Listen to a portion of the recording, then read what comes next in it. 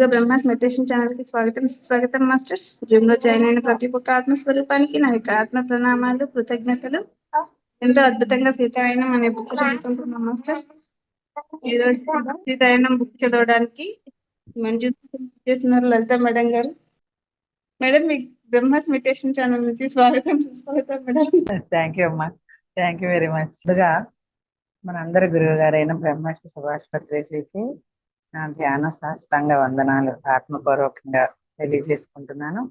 అలాగే బ్రహ్మాస్ మెడిటేషన్ వారికి, ఎంటైర్ టీంకి, అలాగే ఎవరైతే యూట్యూబ్లో లైవ్లో వీక్షిస్తున్నారో వాళ్ళందరికీ కూడా నా ధన్యవాదాలు తెలియజేసుకుంటూ మనం సెషన్లోకి వెళ్ళిపోదాం. ఫస్ట్ ఇంట్రడక్షన్ ఇద్దాం. రోజులానే ఈ దీనా మేరీ మన ఆవిడ ఈ బుక్ని రచయించిన రచయిత్రి. ఇంగ్లీష్లో అన్టోల్డ్ స్టోరీ ఆఫ్ సీతగా వచ్చింది. ఆమెకి బుక్ ఎట్లా రాయాలని స్ఫూర్తి ఏంటంటే, ఆవిడ ఒక ఫారినర్, అక్కడ మెడిటేటర్ కూడా, ఇలాంటి కొన్ని ఆధ్యాత్మిక సంస్థలకు కూడా అధ్యక్షురాలు అనమాట.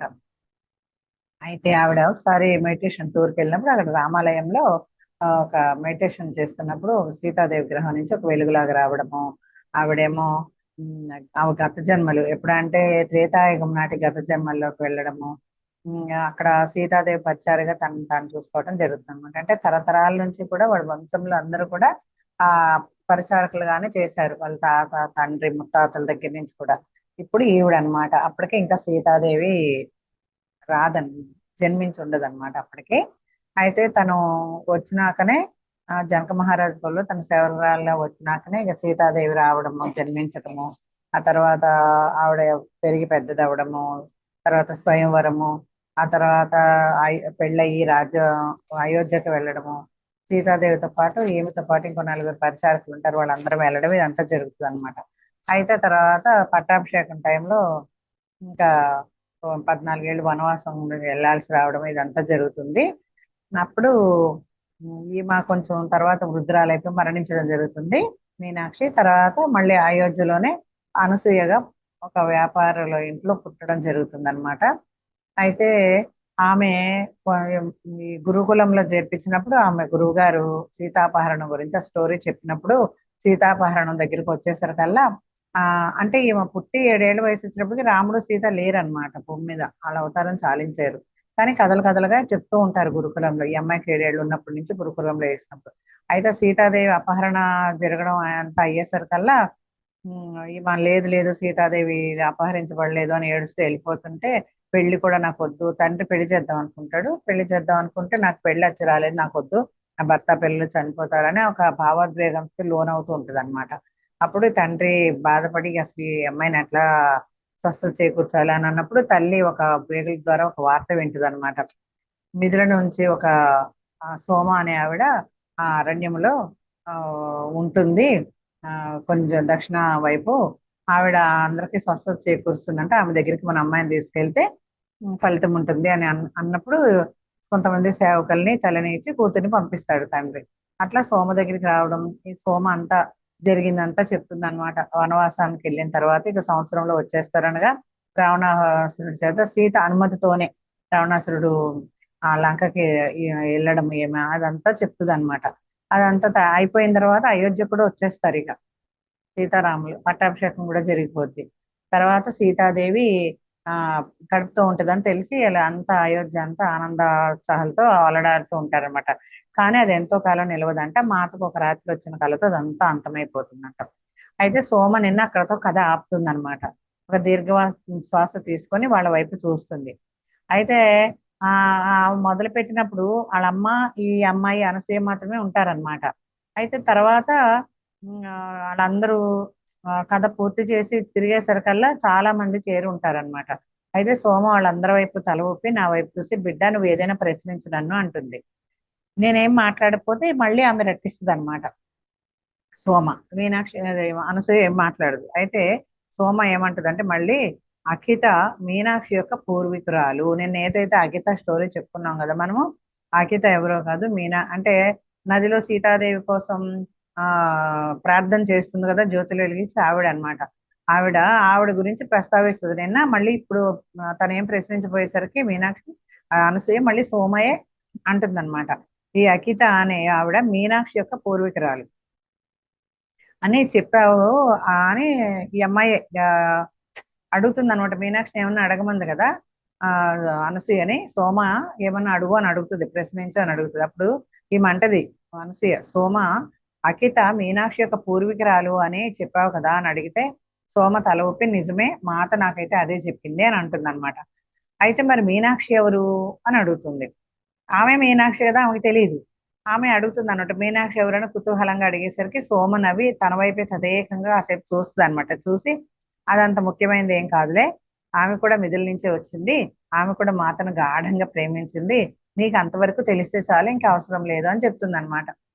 చెప్పినప్పుడు తర్వాత ఏమంటుందంటే హఠాత్తుగా వాళ్ళ అమ్మ చాలా అలసిపోయినట్లుగా అనిపించి సోమ మేమిక ఆ నిన్ను విశ్రాంతి తీసుకోవడానికి వదలాలి అనుకుంటున్నానంటే, అయితే ఈవేళ ఎండ చాలా తీవ్రంగా కూడా ఉంది, నాకు కూడా విశ్రాంతి కావాలి, త్వరలో వర్షాలు వస్తాయని ఆశిద్దాము అని చెప్పి మేము మళ్ళీ వస్తామని చెప్పి ఆ, సరే సోమ సరే అంటుంది అనమాట.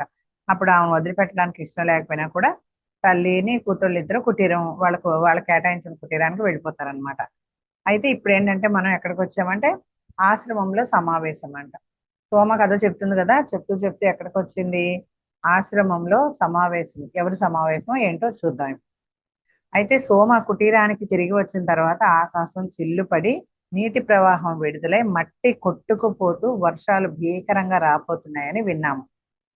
ఆకాశం వెంటనే దట్టంగా చీకటి కమ్మి మాకు సోమ రూపం కూడా కనపడలేదంట, అంత నల్లగా మేఘాలు కమ్ముకున్నాయంట కుటీరానికి వచ్చేసరికి. అంటే వర్షం పడుతుందని విన్నారు కానీ ఇంత హఠాత్తుగా ఇప్పుడే పడుతుందని అనుకోలేదు. అయితే ఆ దట్టమైన మేఘాలతో ఏమైందంట, సోమ అసలు కనిపించట్లేదట ఆ నల్లటి దట్టమైన మేఘాలతో. చిన్న కుటీరంలో మేము ముగ్గురమే ఉన్నాం. అంటే సోమాను, తను, అనసూయ, వాళ్ళ అమ్మాయి ఉన్నారట. అందులో నేను చలి లేకపోయినా వణికిపోతూ ఉందంట. ఏ సహాయం అయితే ఎందుకు వణికిపోతుంది, చలి లేకపోయినా ఆమెకి భయం వేస్తుంది అనమాట. అయితే వణికిపోతూ ఉండడంతో ఏ సహాయము చేయలేను, నా చుట్టూ ఉన్న గాలి ఇంకా వెచ్చగానే ఉన్నప్పటికీ మిమ్మల్ని భయం చుట్టుముట్టింది, నేనేం చేయలేను. మన చుట్టూ గాలి అయితే బాగానే ఉంది కదా, వెచ్చగానే ఉంది, కానీ మిమ్మల్ని అయితే భయం చుట్టుముట్టింది. అంటే ఆ బీభత్సానికి ఆ దట్టమైన మేఘాలు కమ్ముకోవడం, ఆ చిల్లులు పడేటట్టు ఆకాశం చిల్లులు పడింది అన్నట్టుగా వర్షం కురవడం, ఇవన్నీ ఒకసారి మేఘం గర్జించడానికి వీళ్ళకి భయం వేస్తుంది అనమాట. ఇప్పుడు వణికిపోతూ ఉంటుంది చలి లేకపోయినా. సోమ అంటుంది నేను ఏం చేయలేను, ఈ భయం మిమ్మల్ని చుట్టుముట్టినట్టుంది అని అంటుంది అనమాట. ఒక పెద్ద ఉరుము ఏదో దుర్ఘటన జరగబోతుంది, సంభవించబోతుంది అన్నట్టుగా ఉరిమిందంట. ఏంటది, అలాగా వీళ్ళు వణికిపోతూ ఉన్నారు కదా, అయితే పెద్ద ఉరుము ఏదో దుర్ఘటన సంభవించకపోతుందా అన్నట్లుగా ఉరిమిందంట. నేను సోమకు దగ్గరగా జరిగాను. సోమ కళ్ళు మూసుకొని కథ కొనసాగించిందంట. అయితే ఈ ఆ ఉరిమేసరికి ఈ అనసూయ భయపడి సోమకు దగ్గరగా జరుగుతుంది అనమాట. అయితే సోమ కథ చెప్పడం కొనసాగిస్తుంది. అయితే ఇక్కడ అయోధ్యలో తాను సీత ఇద్దరు కొడుకులను మోస్తున్నానని మాతకు ముందే తెలుసంట. తన కడుపులో ఇద్దరున్నారు, కవల పిల్లలు ఉన్నారు అని సీతాదేవికి ముందే తెలుసంట. ఆమె నాతో ఒకటి కాదు రెండు గుండెల చప్పుళ్ళు వింటున్నాను అని చెప్తుందంట. సోమతో ఏం చెప్తుందంటే, నేను ఒక గుండె చప్పుడు కాదు నాలో కడుపు లోపల రెండు గుండె చప్పుళ్ళు వింటున్నాను అని చెప్తుందంట. రామునికి తన సోదరులతో ఉన్న సాన్నిహిత్యం ఆమెకు ఎంతో ముచ్చట వేసింది కనుక తాను సోదరులకు జన్మ ఇవ్వబోవడం ఆమెకు ఆనందాన్ని కలిగించింది. లక్ష్మణుడు రాముడు ఎంత చక్కగా అన్యోన్యంగా ఉంటారు కదా, అది ముచ్చటగా అనిపించదంట. అందుకే ఈమె కూడా అన్నదమ్ములకి జన్మిస్తుందా అన్నట్టు ఆనందాన్ని ఇచ్చిందంట ఆమెకి. గర్భభారాన్ని పక్కన పెడితే ఆమె ఎంతో ఉల్లాసాన్ని ఆనందాన్ని అనుభవిస్తూ ఉందట. మేమందరం కూడా అది భావించాం. గర్భం ధరించిన కొన్ని నెలలకు ఒక రోజు తెల్లవారుజామున మాతకు ఒక దర్శనం వచ్చింది. ఏంటంటే భృగు మహర్షి తమ రెండవ భార్య ఉసన అని చెప్పుకున్నాం కదా, రాక్షసులకు ఆశ్రయం ఇస్తుంది, శరణిస్తుందని. ఆ ఉసన మరణానికి విచారించడం కనపడిందంట. ఉసన చనిపోతూ ఉంటే అప్పుడు ఆ విచారానికి మరణ వార్తకి విచారించినట్టుగా కనిపిస్తుందంట. అయితే ఆయన తన చెయ్యి ఎత్తి ఆ మరణానికి కారణమైన వారిని శపించడం చూసిందంట. నిన్న మనం కొంచెం ముందు రోజు చెప్పుకున్నాం కదా, ఉసనాను ఖ్యాతి అయితే మొదటి భార్య అయితే ఉసన రెండో భార్య ఎవరికి, భృగు మహర్షికి. అయితే ఆయన ఏం చేస్తాడు, ఈ ఉసన వాళ్ళందరికీ ఆ ఆశ్రయం ఇస్తుంది, రాక్షసులకి ఆశ్రయం కోరొచ్చినప్పుడు వాళ్ళని విడుదల చేయమని రాముడు అడిగినా కూడా విడుదల చేయదు. అప్పుడు ఏం చేస్తాడు, నేను మాట ఇచ్చి తప్పలేను, అలాగని సాయం చేయకుండా ఉండలేను, కాబట్టి నాకు ఈ జన్మ అనవసరం, వేస్ట్, ఈ శరీరంలోంచి నన్ను విడుదల చేయమన్నప్పుడు రాముడు అట్లానే చేస్తాడు, నారాయణుడు ఆ జన్మలో చేసినప్పుడు అక్కడ ఏం జరుగుతుందంటే భృగు మహర్షి కోపం వచ్చి నువ్వు నా భార్యని ఇట్లా లేకుండా చేస్తావా అని చెప్పి శాపం పెడతాడనమాట. నువ్వు కూడా ఇలాగే ఆ విరహంతో ఇదవుతావు, నువ్వు బాధపడుతావు నువ్వు అని అన్నప్పుడు ఉమ్, తల్లి అంటుంది ఆ విరహము మన అల్లుడికే కాదు కూతురే కదా, అంటే భార్గవిగా జన్మిస్తుంది అనమాట సీతాదేవి నారాయణ లక్ష్మీదేవి.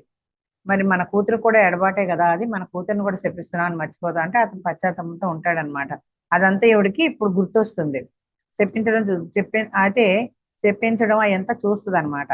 చెప్పడానికి వీలు లేని పదాలతో అతను ఏడుస్తూ దీనికి కారణమైన వారిని నేను శపిస్తున్నాను, నువ్వు కూడా నీ ప్రియమైన వారిని విడిపోయి ఈ బాధను అనిపిస్తావని చెప్పించడం ఇదంతా కనబడుతుంది.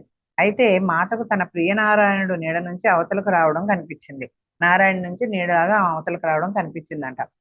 శుక్రాచార్యుని రాక్షస చర్యలు ఆయన యొక్క రాక్షస శిష్యులు ఎవరైతే ఉన్నారో భూమిపై కల్లోలం సృష్టిస్తూ ఉండగా వారికి ఆశ్రయం ఇచ్చింది అనమాట ఎవరు ఉసన. అయితే ఉసన ప్రార్థనపై ఆయన ఉసన ఆత్మను వేరు చేస్తాడు నారాయణుడు. ప్రశాంతంగా నారాయణుడు ఆ శాపాన్ని భృగు మహర్షి బాధను స్వీకరిస్తాడు. అప్పుడు భృగు మహర్షి ఏదైతే శాపం పెడతాడో ప్రశాంతంగా స్వీకరిస్తాడు అనమాట. అయితే సీత తనను తాను మానవ రూపంలో భృగు మహర్షి కుమార్తె భార్గవి ఇలాగాను తన శాశ్వత రూపమైన నారాయణుని భారీగాను చూసుకుంటుంది.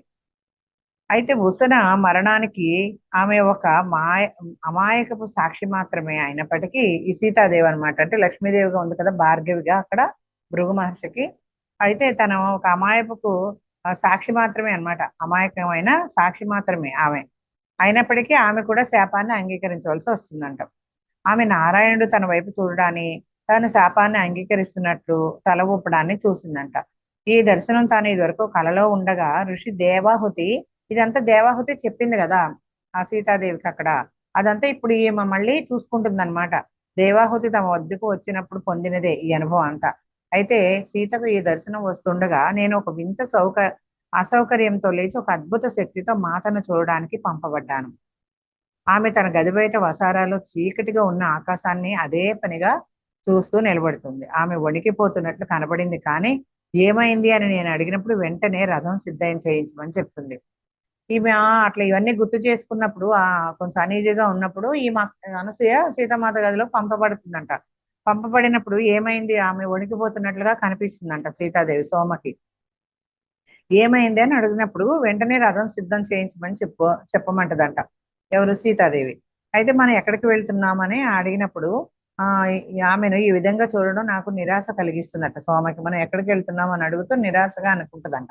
అనిపించినప్పుడు ఋషి అరుంధతి వద్దకు ఆమె శాంతంగా బదిలిస్తుంది. మనం ఎక్కడికి వెళ్తున్నాం అన్నప్పుడు ఋషి అరుంధతి దగ్గరికి వెళ్ళి, అరుంధతి అంటే ఎవరంటే బృహస్పతి భార్య అనమాట, దేవతల గురువు ఉంటాడు కదా ఆయన భార్య అనమాట. అయితే నేను ఏం చేయాలి అనే విషయంలో ఆమె సూచన కోసం ఆగిందనమాట. అయితే అప్పుడు ఆమె స్వరంలో తొందరపాటు ధ్వనించిందంట సీతామాత స్వరంలో. అయితే నేను మరో మాట మాట్లాడకుండా రథాన్ని మా వెంట రావడానికి కొంతమంది సేవకులను ఏర్పాటు చేశాను. ఆమె కోసం కొన్ని వస్తువులు పండ్లు నీరు సిద్ధం చేసి మేము మందిరం వదిలాము. శ్రీరాముడు ఇంకా లేవలేదు, ఆమె అతను లేవక ముందే వెళ్ళాలని, తన ముఖం మీద కలవరం ఆయనకు కనపడకూడదని అనుకుంటున్నాడు సీతాదేవి. ఋషి అరుంధతి సారీ ఇందాక బృహస్పతి అన్నాను కదా అండి, బృహస్పతి దేవతల గురువు, వశిష్ఠ మహర్షి రాముడి గురువు అనమాట. ఈ వశిష్ఠుడి భార్య అనమాట అరుంధతి. అయితే కులగురువు కదా రాముల వారికి, ఇక్ష్వాకు వంశానికి కులగురువు, ఆయన భార్య అరుంధతి అనమాట. అయితే ఋషి అరుంధతి వశిష్ఠ మహర్షి భార్య, వశిష్ఠుడు శ్రీరాముని కులగురువు. మా రథం వెళ్ళేసరికి మా కోసం ఎదురు చూస్తున్నట్లుగా ఆమె ఆశ్రమం వద్ద నిలబడి ఉంది. ఆమె పక్కనే మరొక స్త్రీ నిలబడి ఉంది. ఆ స్త్రీని చూడగానే మాత అరుస్తూ గబగబా రథం దిగి ఆమె వద్దకు పరిగెత్తింది. ఆ స్త్రీ మాతను తన చేతుల్లోకి తీసుకొని మాట్లాడకుండా నిలబడిందంట. ఇప్పటికీ ఏం జరుగుతుందో అనేది సోమకి అర్థం కాలేదంట. తర్వాత కొంతసేపటికి ఋషి అరుంధతి పక్కన ఉన్న స్త్రీ ఋషి ఖ్యాతి అని ఆమె భృగు మహర్షి మొదటి భార్య అని తెలుసుకున్నాను. ఆమె మాతను కౌలించుకొని నీకు గుర్తుందా, నేను శాపాన్ని బలహీనపరిచాను, అది కేవలం పాక్షిక ఎడబాటే అని చెప్పింది అనమాట. అప్పుడు తన భర్త శాపం పెట్టినప్పుడు ఈవిడ పక్కనే ఉండి మన కూతురు కూడా ఆ ఎడబాటు ఉంటుంది, ఈ శాపం తగులుతుంది, మీకు ఏమైనా స్పృహ ఉందా లేదా అని చెప్పి ఆ శాపాన్ని ఏం చేస్తుంది మా బలహీనపరుస్తుంది అనమాట భార్య. ఎవరు తన తల్లి, అంటే అప్పుడు భార్గవిగా జన్మ తీసుకున్నప్పుడు జరిగింది అనమాట ఇదంతా. అప్పుడు భార్గవి అంటే అమ్మవారు లక్ష్మీదేవి అనమాట. ఆవిడ కూడా ఉంటది ఈ శాపం యొక్క ఫలితమని. ఈ తల్లి ఏం చేస్తుందంటే ఆ ఎవరు ఆమె ఖ్యాతి అన్నమాట, ఏం చేస్తుందంటే బలహీనపరుస్తుంది ఆ శాపాన్ని. మాత ఆమె చేతిని తన పెరుగుతున్న పొట్ట చుట్టూ వేసుకుందట. ఋషి ఖ్యాతికి ఆమె మనసులో మాట తెలిసిందంట. ఈ మధ్య కాలంలో నీకులాగానే నీ పిల్లలు కూడా అరణ్యంలో పెరగాలని కోరుకుంటున్నావని నువ్వు చెప్పలేదు అని అడుగుతుందన్నమాట. వారు అడవులలో స్వేచ్ఛగా తిరుగుతూ జంతువులు మొక్కలను తమ కుటుంబంగా అనుకోవాలని నువ్వు భావించలేదా? అది నిజమే అనేసరికి ఈవిడ అడిగేసరికి అది నిజమే అని మాత ఆ మాటలు కొద్ది వారాల క్రితమే నాతో చెప్పింది అని చెప్తుంది అనమాట. అయితే ఈ స్త్రీకి ఇది ఇలా తెలిసిందా అని ఈవిడ ఆశ్చర్యపోయిందంట. ఈ కొద్ది నెలలతో క్రితం సోమతో చెప్తుంది, కానీ అది ఆమెకి ఎలా తెలిసిందని ఆశ్చర్యపోతుంది సోమ. అయితే మాత అన్నదనమాట, ఇది వెంటనేనా? మేము ఇప్పుడే ఒక వేర్పాటు నుంచి తిరిగి వచ్చాం కదా, అది ఇప్పుడే జరగాల? అయితే ఈమె ఏమంటుంది నమ్మగర్భంగా, ఖ్యాతి ఏమనంటుంది, నీ పిల్లలు కూడా నీలాగే అడవిలో పెరగాల, తమ కుటుంబం కూడా జంతువులు మొక్కల చుట్టూ తిరుగుతూ వాళ్ళనే తమ కుటుంబంగా అనుకోవాలని భావించలేదా? ఇది నిజమే అనేసి అన్నప్పుడు మాత అంటుంది అనమాట, అది వెంటనే జరగాల? మేము ఇప్పుడే కదా ఒక వేర్పాటు నుంచి తిరిగి వచ్చామంటే 14 ఏళ్ళు వనవాసం అయిపోయి రావణాసురుడి దగ్గర ఇట్లా ఆ యుద్ధం జరిగి అంతే ఇప్పుడే కదా మేము వచ్చాము ఆ వేర్పాటు నుంచి, మళ్ళీ ఎమ్మటే జరగాల అది అని అన్నప్పుడు ఈమె ఏం చెప్తుందంటే, నేను అలాగే భయపడుతున్నాను. చాలా కాలం క్రితమే నక్షత్రాలు ఆ సమయాన్ని నిర్ణయించేశాయి. నేను కూడా అలాగే భయపడుతున్నా, ఇది వెంటనే జరగాల ఏంటి అని. కానీ నక్షత్రాలు ఆ సమయాన్ని ఎప్పుడో నిర్ణయించేశాయి. అవి ఇప్పుడు సరైన కూటమిలో ఉన్నాయి. ఈ మానవ రూపాలు ధరించక ముందు నీవు నారాయణుడు వేసుకున్న ప్రణాళికే ఇది, వేరే ఏది కొత్తది కాదు. నీవు నారాయణుడు ఇదంతా వేసుకున్న ప్రణాళికే అని చెప్తుంది అనమాట ఋషి అరుంధతి. అయితే ఆ తర్వాత మాత నాతో సీతాదేవి అందంట సోమతో, ఈ స్త్రీలిద్దరూ ఎవరో తెలుసా? మానవ జాతి కోసం ఎంత త్యాగం చేశారో తెలుసా? ఆ క్షణంలో తాను గుర్తించాను అని చెప్పింది. ఎంత త్యాగం చేశారో ఈ మా స్త్రీలిద్దరూ నేను ఇప్పుడు గుర్తించాను అని చెప్తుంది. ఋషి అరుంధతి విశ్వామహర్షి విముక్తి కోసం తమ కుమారులను త్యాగం చేసింది. ఆయన విముక్తి వలన మానవాళికి ప్రయోజనం చేకూరుతుంది. అయితే ఋషి ఖ్యాతి ఏం చేసిందంటే, దేవలోకంలో స్థిరత్వం తేవడం కోసం దేవతలకు రాక్షసులకు మధ్య జరిగిన యుద్ధంలో అనేక మంది పిల్లలను పోగొట్టుకుంది తను. ఆ తర్వాత అది భౌతిక లోకంలో సుస్థిరతకు దారి తీసింది. అయితే వారి ముఖాలలోని ప్రేమ కరుణను చూసిన తర్వాత తన కోసం మాత ఏమీ అడగలేకపోయింది. తాను ఈ విధంగా త్యాగం చేయలేదా? వాళ్ళు ఇంత త్యాగం చేశారు, ఒకళ్ళైతే బిడ్డలను కోల్పోయారు, ఇంకొకళ్ళైతే చాలా మంది బిడ్డలను కోల్పోయారు. మరి వాళ్ళిద్దరూ అంత త్యాగం చేసినప్పుడు నేను ఈ మాత్రం త్యాగం చేయలేనా అని అనుకుందంట. అది కేవలం శాపం యొక్క ఫలితం మాత్రమే కాదు, ఇది మానవాళికి సేవ చేయటం కూడా అని సీతాదేవి అనుకుంటూ ఉందంట. అప్పుడు ఋషి ఖ్యాతి, నీ పిల్లలు విద్యాభ్యాసాన్ని నీ చేతుల్లోకి తీసుకోవాలి. దాని వలన నువ్వు వారిలో పెంపొందించే విలువలు భవిష్యత్తుకు పునాదిగా మారతాయి. ఈ వినాశకర యుద్ధం ఫలితంగా ఎంతో అస్థిరంగా ఉన్న భూమిలో మార్పులు తెచ్చి స్థిరపడడంలో నీవు సహాయం చేయాలి. ఇప్పుడంతా యుద్ధం జరిగింది కదా, అదంతా అయింది కదా, దాని మీద భూమి వల్ల యుద్ధం వల్ల జరిగిన మార్పులంతా నువ్వు ఏం చేయాలంటే స్థిరపడడానికి ఏం స్థిరపడాలంటే అస్థిరంగా ఉన్న భూమిలో మార్పులు తెచ్చి స్థిరపడడంలో నీవు సహాయం చేయాలి అని చెప్తుంది అనమాట. నువ్వు అరణ్య జీవితానికి తోడ్పడాలి. దాని వలన మానవ సమాజం విస్తరించే కొద్దీ అది వినాశనానికి గురి అవ్వకుండా ఉంటుంది. నువ్వు ఇలా చేసినట్టయితే అది వినాశనానికి గురి అవ్వకుండా ఉంటుంది మానవాళి అంతా అని చెప్తుంది అనమాట. నువ్వు మందిరానికే కట్టుబడి ఉంటే వీటిల్లో దేనిని చేయలేవు. నువ్వు అక్కడ అయోధ్యలో ఆ మందిరంలోనే కట్టుబడిపోయి ఉన్నావు అనుకో, ఇవన్నీ కూడా నువ్వేమీ చేయలేవు అని చెప్తుంది అనమాట. నువ్వు చేయడానికి వచ్చిన పనులు చెయ్యాలంటే నీవు స్వేచ్ఛగా ఉండాలి. అక్కడ బందీగా ఉండకూడదు. అయోధ్యలో ఆ మహారాణి మందిరంలో నువ్వేం చేయడానికి వచ్చావో అది చేయాలి, స్వేచ్ఛగా ఉండాలి నువ్వు అది చేయాలంటే. అటువంటి ఆ శాపాల శక్తిని అంతం చేయడానికే ఆ ప్రతిజ్ఞ, దీనిని సాధించడానికి ఆ పరిణామాలు నువ్వు అనుభవించాలి అని చెప్పి ఖ్యాతి చెప్తుందనమాట. ఋషి అరుంధతి అప్పుడు మాట్లాడుతూ ఏమందంటే, ఎంతమంది ఋషులు కోపంతో శపించడం నేను చూశానో.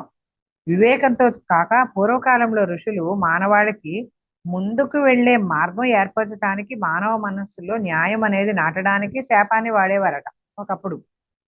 వాటి కాలం చెల్లిపోయింది ఇప్పుడు రాముడు న్యాయాన్ని అందించే సంస్థలను ఏర్పాటు చేసి మానవ సమాజానికి నడిపించే చట్టాలను ఏర్పరుస్తున్నాడు. ఇక శాపాలతో పని లేదు. అవి అవరోధాలుగా మారాయి. ఆ ఇద్దరు గొప్ప మహిళలు తమ మనస్సులో మాటలు చెప్పగానే మాత మళ్ళీ భృగు మహర్షి శాపం తనకు రాముడికి ఎడబాటు కలిగిస్తుందని అర్థమైంది. సీతాదేవికి ఇదంతా అర్థమైందంట.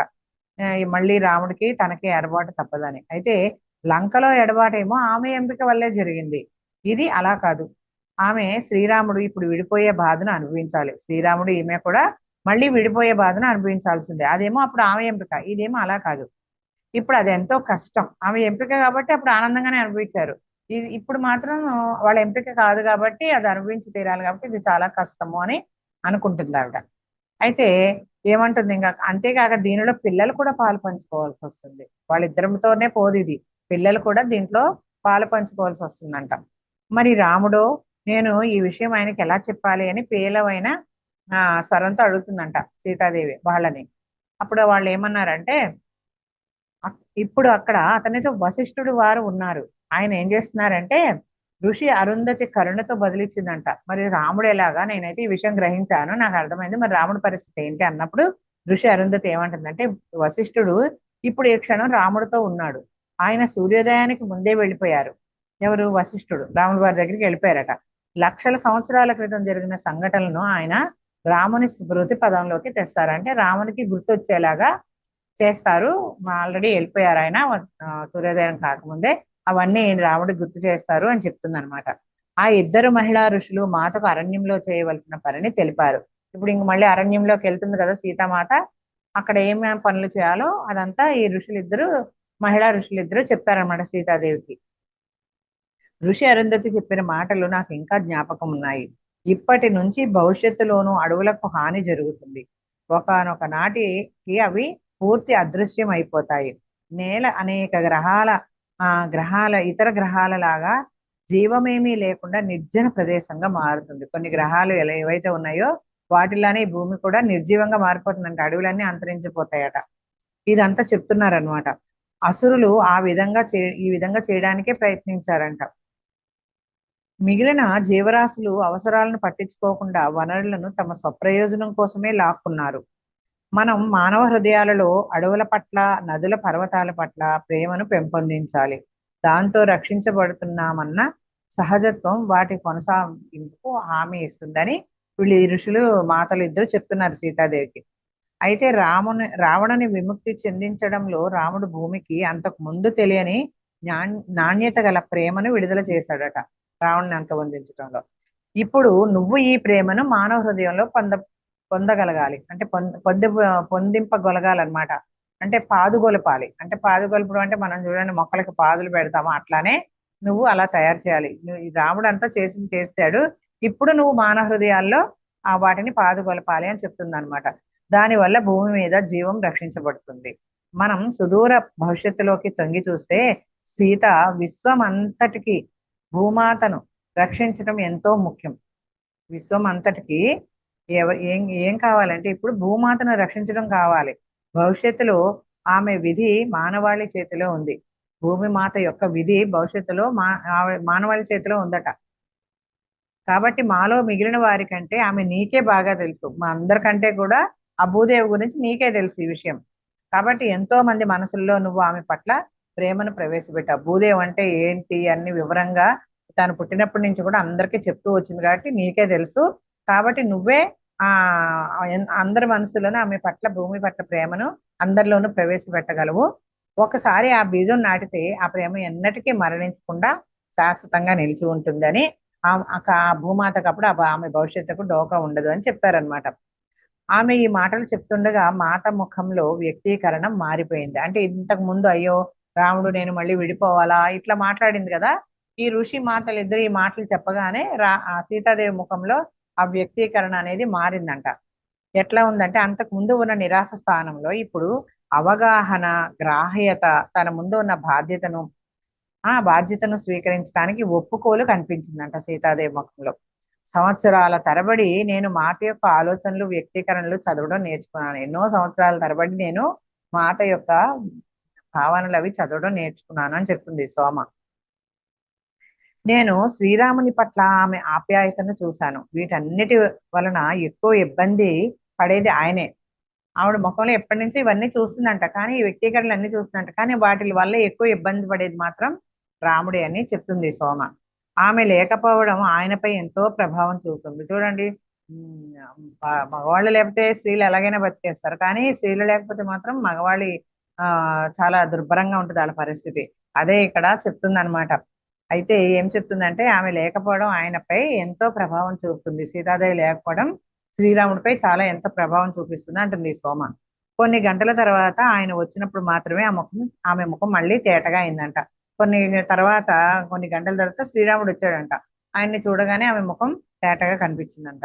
శ్రీరాముడు వశిష్ఠ మహర్షితో పాటు రథం దిగేసరికి ఆయన జ్ఞాపకం పూర్తిగా పునరుద్ధరించబడి చాలా కాలం క్రితం చర్యలోకి రాబడిన ఒక కారణ పరిణామాన్ని తాము ఇప్పుడు ఎదుర్కోవలసి ఉందని ఆయనకు తెలిసిందంట. ఎందుకంటే ఈయన ముందే ఋషి వెళ్ళి వశిష్ఠుల వారు ఆయనకు అన్ని గుర్తు తెప్పించారు కదా, సూర్యోదయం అంటే ముందు. అప్పుడు ఈ వశిష్ఠుల వారితో రథం దిగినప్పుడు ఆమె ముఖంలో ఇదంతా కనపడిందంట. ఇప్పుడు అదంతా మనం ఎదుర్కోవాల్సి వస్తుంది అని ఆయన ముఖంలో తెలుస్తూ ఉందట. ఆయన మాతను చూసినప్పుడు తన హృదయానికి హత్తుకుని, సీత, లంకలో మన ఇద్దరిని ఏకంగా ఉంచిన బంధం తెగిపోయింది. మన ఇద్దరిని లంకలో ఏదైతే ఏకంగా ఉంచిందో ఆ బంధం ఇప్పుడు తెగిపోయింది. ఇప్పుడు అలా కాదు, ఎవ్వరికీ మన మధ్య ఐక్యతను చెరిపే శక్తి లేదు. అక్కడ ఆ లంకలో బంధించబడి ఉన్నావు కాబట్టి మన ఇద్దరి మధ్య తెగిపోయింది ఉన్న బంధం ఏది. ఇప్పుడు అలాగా ఎవరికి చెరిపే శక్తి లేదు. ఇప్పుడు అట్లా తెగిపోయే ఇది కానీ మన ఇద్దరికి బంధాన్ని ఐక్యతను చెరిపే శక్తి కానీ ఎవరికి లేదు.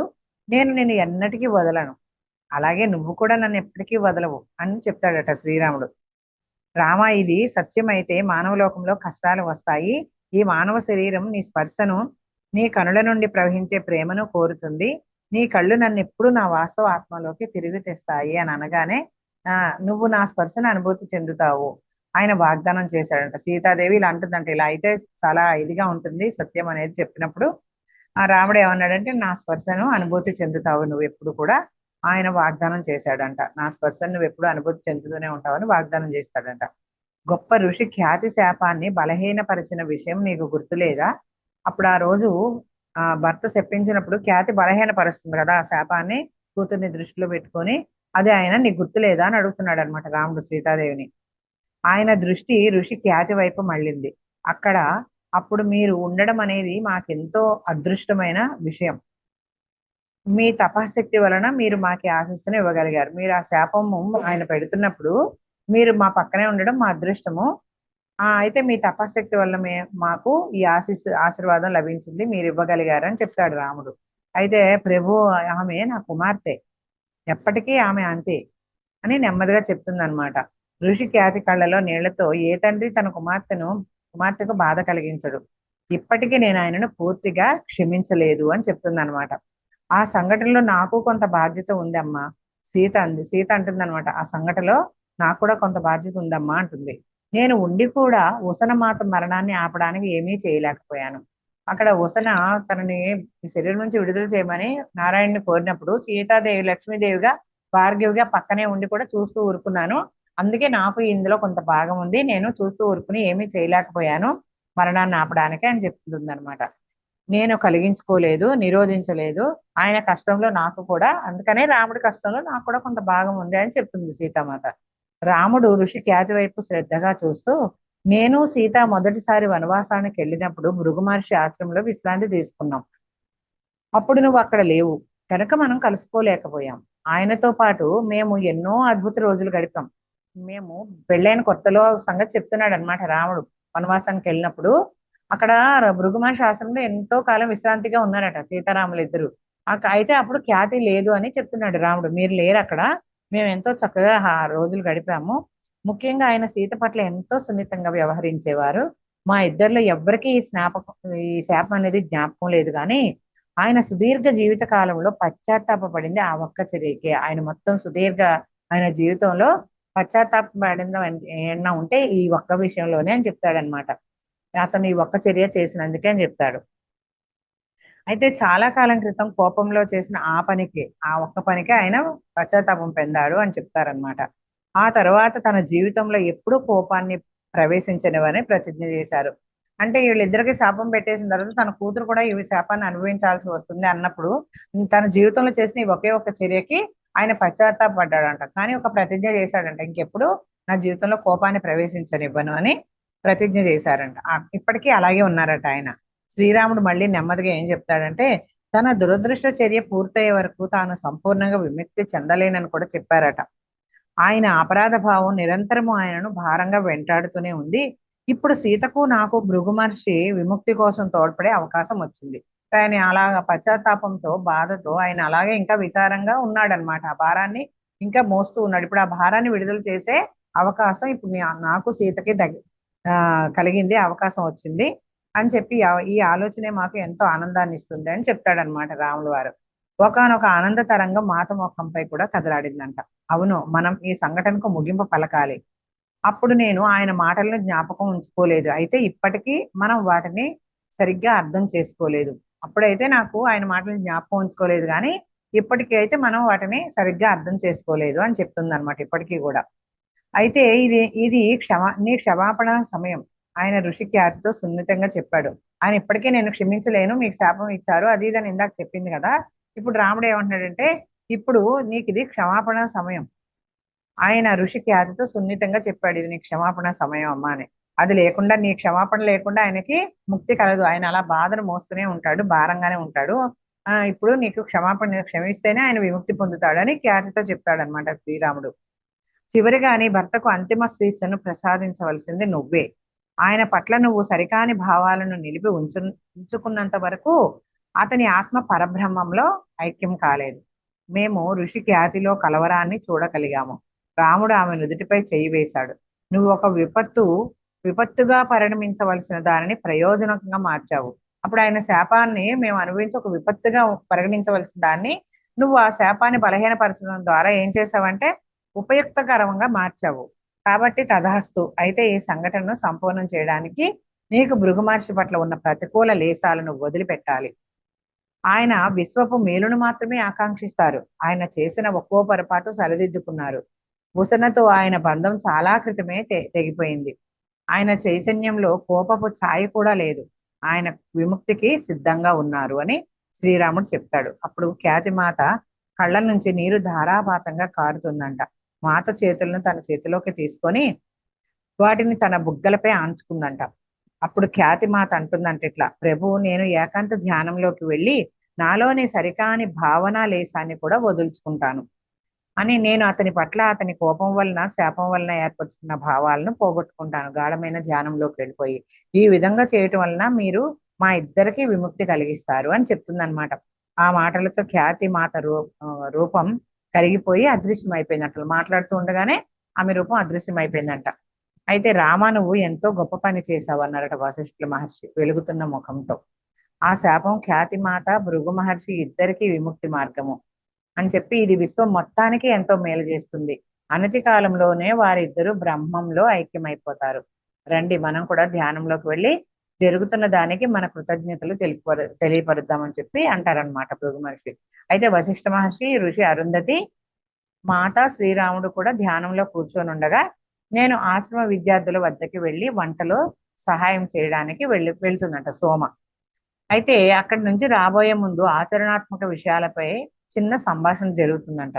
మాత ఎక్కడికి వెళ్ళాలి, రాజ్యంలోను మందిరంలోను వారికి ఏం చెప్పాలి అండ్ అలాంటివన్నీ ఏమో ఆలోచించుకుంటూ ఉందంట.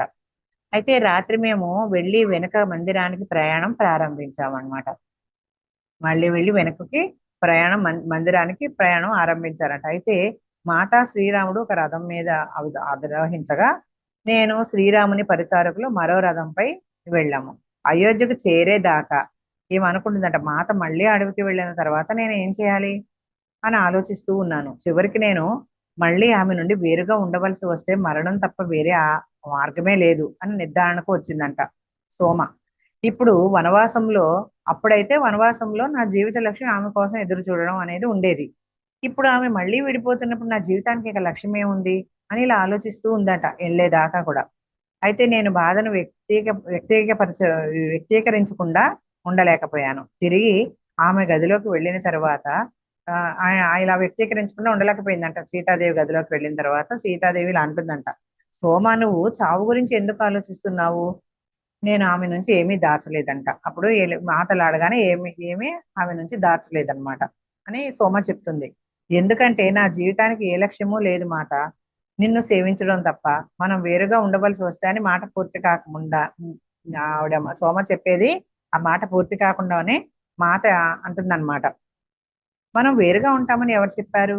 ఈ వేర్పాటుకు నాకు రామునికి మధ్య మాత్రమే కదా అని సీతాదేవి అనగానే, మాత నేను కూడా వస్తున్నానా మీతో అని చెప్పి ఆ నవ్వుతూ అవును అవునని చెప్పి నవ్వుతూ తల ఊపుతుందంట సోమ అడగగానే. అప్పటికే నీకు ఉన్న పని కంటే నేను ఎక్కువ శ్రమ పెట్టాను సోమ. ఇప్పటికే నీకున్న పని కంటే నిన్ను ఎక్కువ శ్రమ పెట్టాను సోమ. నీవు నా కోసం ఎన్నో ఇబ్బందులు ఎదుర్కొన్నావు, ఇక మీదట అలా జరగనివ్వను అనేసరికి ఆనందంతో ఒక కేక వేసిందట సోమ. నాకు ఇంతకంటే ఇంకా వేరే ఏమీ అవసరం లేదు. మందిరంలో ఉండడం కంటే మాతతో పాటు అరణ్యంలో ఉండడమే మిన్న. ఇక్కడైతే ఆమెను నేను ఒక ప్రత్యేక సమయంలోనే చూడాలి, గృహంలోని నిబంధనలన్నీ పాటించాలి. ఆ విధంగా మాత ఒక ఆశ్రమానికి వెళ్ళడానికి నిశ్చయించబడిందంట. ఏదో ఒక ఆశ్రమం, ఏదో ఒక అడవిలో ఉన్న ఒక ఆశ్రమానికి వెళ్ళడానికి నిశ్చయం అయిందంట. అక్కడ ఆమెకు ఒక కుటీరం కూడా కేటాయించబడిందంట. నగరానికి మరీ దగ్గర దూరము కాకుండా పూర్తి ప్రకృతితో నిండి ఆమెకు ఆనందాన్ని ఇస్తూ ఆమె ప్రియమైన గంగా నది సమీపంలో ఒకానొక అందమైన అడవిని శ్రీరాముడే ఎంపిక చేస్తాడట. అయితే ఇప్పుడు వెళ్ళాలి అన్నది ఇంకా నిర్ణయించబడాక ఆమె గర్భంలో పెరుగుతున్న పిల్లలతో సహా మందిరంలోనే కొనసాగుతూ ఉన్నారట. అయితే ఒకానొక సాయంత్రం గది ముందు కూర్చొని గర్భం ధరించడం వలన వాచిన ఆమె పాదాలకు మర్దన చేస్తుందట సోమ. శ్రీరాముడు కూడా ఆమె పక్కనే వచ్చి కూర్చోగా ఈమె లేవబోయిందట. శ్రీరాముడు వచ్చాడు కదా, నేను ఎడదామని చెప్పి లేవబోయేసరికి సీత ఉమ్, ఆ, వద్దని చెప్తుందన్నమాట. ఆమె ఆగి నా పని కొనసాగించమని సైగ చేస్తుందంట సీతాదేవి. నువ్వు వెళ్ళొద్దు, అప్పుడు నీ పని నువ్వు కొనసాగించని సైగ చేయగానే ఆ చేస్తే ఈమె ఆగిపోయిందంట. వాడు మాట్లాడుకోవటం మొదలు పెట్టినప్పుడు పరస్పరం ఆలోచనలు వ్యక్తీకరించుకుంటూ ఒకరు మొదలుపెట్టిన దాన్ని వేరొకరు పూర్తి చేస్తున్నాననే నేను గ్రహించాను. అది ఎంతో సహజంగా వచ్చింది, వారు దాని గురించి పట్టించుకోలేదు. ఒక విషయానికో లేక మరో దానికో నవ్వుకుంటూ వారి మధ్య ఉల్లాసం ప్రవహించిందంట. నేను ఈ విలాసానికి ఏదైనా అంతరాయం కలుగుతుందేమో అని భయపడ్డాను. అప్పుడు వారి ఇద్దరు నవ్వటం ఆపి మౌనంగా ఉండే. ఇంటి ఇట్లా జరుగుతుంది కదా, ఇలా జరిగినప్పుడు ఏదైనా అంతరాయం కలుగుతుందా అని భయపడేసరికి వాళ్ళిద్దరూ మౌనం వహించారంట, నవ్వడం ఆపి. అప్పుడు అది త్వరలోనే, పిల్లల కంటే ముందే, సీతాదేవి అందనమాట, ఇది నువ్వు అనుకునేది జరిగేది పిల్లల కంటే ముందే అని చెప్తుందంట.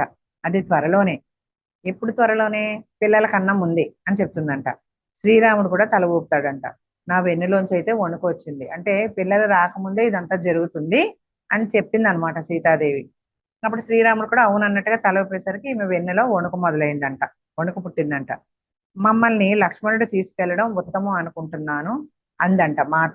ఇప్పుడు అడవి అక్కడ వెళ్ళడానికి ఒక ఆశ్రమం, ఆ దగ్గరలో కొంచెం కుటీరం, సీతాదేవి కృష్ణ గంగానది దగ్గర అన్ని ఏర్పాటు చేయబడినాయి కదా, ఇవి వెళ్ళడమే ఉందన్నమాట. అయితే ఇదంతా ఎవరు ఏర్పాటు చేస్తే బాగుంటుంది? సేమ్ లక్ష్మణుడు ఏర్పాటు చేస్తే బాగుంటుందేమో మమ్మల్ని ఇద్దరిని తీసుకెళ్ళడానికి అని సీతాదేవి చెప్పడంతో రేపు ఉదయమే ఇంటిలోని వారెవరు మేల్కోక ముందే వెళ్ళిపోవాలి. అంటే వాళ్ళకి ఎవరికి తెలియకూడదు అనమాట సీతాదేవి వెళ్తున్నట్టుగా. అందుకని ఇక్కడ మందిరంలో ఎవరు మేల్కోక ముందే వెళ్ళిపోవాలి, అలా మమ్మల్ని తీసుకెళ్ళడానికి లక్ష్మణుడు అయితే బాగుంటుందేమో అని చెప్తుంది అనమాట. అయితే సీత, నువ్వు సిద్ధంగా ఉన్నావా అని అడుగుతాడంట రాముడు సీత చేతిని పట్టుకుంటూ, తన చేతిని. అయితే ఆమె తల ఊపిందంట. మరి మీరు సిద్ధంగా లేరా అన్నట్టుగా ఈమె కూడా తల ఊపి మీరు సిద్ధంగా లేరా అన్నట్టు అని అడుగుతుంది అనమాట. ఇది ఎందుకు జరగబోతుందో మనం జ్ఞాపకం ఉంచుకోవాలి. ఎందుకంటే దీనివల్ల ఏం సాధించబోతున్నామో మర్చిపోకూడదు మనం. భృగు మహర్షి ఋషి ఖ్యాతుల విముక్తి విశ్వానికి ఎంతో ఆనందాన్ని కలిగిస్తుంది. దీనికి ఎన్నో కారణాలు ఉండడం నేను చూశాను. మనం ప్రపంచానికి ఎడబాటు లేదన్న విషయం చూపించాలి. ఎలాగా? ఎలా అంటే రాముడు ఎక్కడ ఉంటే సీత కూడా అక్కడే, అలాగే సీత ఎక్కడ ఉంటే రాముడు కూడా అక్కడే. భౌతికంగా కలిసి లేకపోవచ్చు, కానీ సీతాదేవి ఎక్కడుంటే రాముడు అక్కడే, రాముడు ఎక్కడుంటే సీతాదేవి అక్కడే ఉంటుందని ప్రపంచానికి ఈ విషయం మనం తెలియపరచాలి. కాబట్టి ఇలా ఉంటుందన్నమాట, ప్రపంచానికి మన సందేశం ఇదే అని చెప్పి రాముడు అంటాడు. మనం మందిరంలో కలిసి ఉన్నప్పుడు ఈ విధంగా ప్రకటించడం తేలికే. ఏంటి, సీతాదేవి ఎక్కడుంటే రాముడు అక్కడే అని, రాముడు ఎక్కడుంటే సీతాదేవి అని మందిరంలో ఉండగా ఇలాగా మనం తెలియపరచడం, ప్రకటించడం తేలికే. అయితే మనం వేరుగా ఉన్నప్పటికీ ఇది సాధ్యమే అని అందరూ అనుకుంటారు. కాబట్టి భౌతిక లోకంలోకి మనం తీసుకువచ్చిన ప్రేమ ఇప్పుడు అందరికీ వెల్లడవుతుంది. కాబట్టి ఒక రోజు మనం ఇక్కడ లేనప్పుడు కూడా, అంటే ఇప్పుడు ఇవాళ ఉంటాం మన భూమి మీద, మనం ఇక్కడ లేనప్పుడు కూడా మిగిలిన వారి వేర్పాటు తెచ్చిన బాధను అధిగమించడం అవసరము. ఇప్పుడు చూడండి, ఎవరైనా భార్యాభర్తలు ఉంటారు, వాళ్ళు వేరవుతూ ఉంటారు పరిస్థితుల వల్ల. అయినప్పుడు సీతాదేవి రాముడిలాగే మనం వేరుగా ఉన్నా కూడా కలిసే ఉన్నాము అని అనుకోవాలట. ఈ మానవాళికి ముందు ముందు ఇది అవసరం అవుతుంది, ఈ మన వేర్పాటు అని శ్రీరాముడు సీతాదేవితో చెప్తాడు. అప్పుడు మాత నన్ను వెళ్ళమన్నట్లుగా తల ఊపింది. ఇక నువ్వు వెళ్ళు అన్నట్టుగా సోమను వెళ్ళమన్నట్టుగా తల ఊపుతుందంట. ఆ తర్వాత వారిద్దరి మధ్య ఏం జరిగిందో నాకు తెలియదు. ఇంటిలోని వారికి కానీ రాజ్యంలో వారికి కానీ ఏం చెప్పారో తెలియదు వాళ్ళు. బహుశా ఆమె ఆరోగ్యం కోసం అరణ్యంలో ప్రశాంతంగా విశ్రాంతి తీసుకోవడం కోసం చెప్పుంటారని సోమ అనుకుంటుంది. ఆ తర్వాత ఇక సోమాని వెళ్ళమనగానే సోమ వచ్చేసింది కదా, పీతలకు వచ్చేసి ఇలా అనుకుంటుంది అనమాట. అసలు వాళ్ళ తర్వాత ఏం జరిగిందో తెలీదు, వాళ్ళందరినీ వీళ్ళు అరణ్యానికి వెళ్ళడానికి ఎలా ఒప్పించారో తెలీదు. కానీ ఏమనుకుంటుందంటే ఈ అమ్మాయి, ఈ సోమ, ఆ, సీతాదేవి నిండు గర్భిణిగా ఉంది కదా, ఒక ఆశ్రమాల్లో అడవుల్లో విశ్రాంతి తీసుకోవడానికి ఒకవేళ ఆ వెళ్తుందేమో అని చెప్పి ఉంటారు, విశ్రాంతి కోసం వెళ్తుందని చెప్పుంటారని సోమ అనుకుంటుంది అనమాట. కానీ ఎప్పుడూ దాని గురించి అడగాలని అనుకోలేదు. నాకు మాతకు ఒక నూతన అధ్యాయం మొదలవబోతోంది, నేను దానికోసం సిద్ధంగా ఉన్నాను అని సోమ చెప్తుందనమాట. ఇంకొక కొత్త అధ్యాయం మాతకు నాకు మొదలవుతుంది, అది ఏది మొదలైనా కానీ నేను దానికి సిద్ధంగా ఉన్నాను అని చెప్తుందనమాట. మనకి ఇవాళతో ఈ చాప్టర్ అయిపోయింది. ఓకేనా మేడం? Thank you.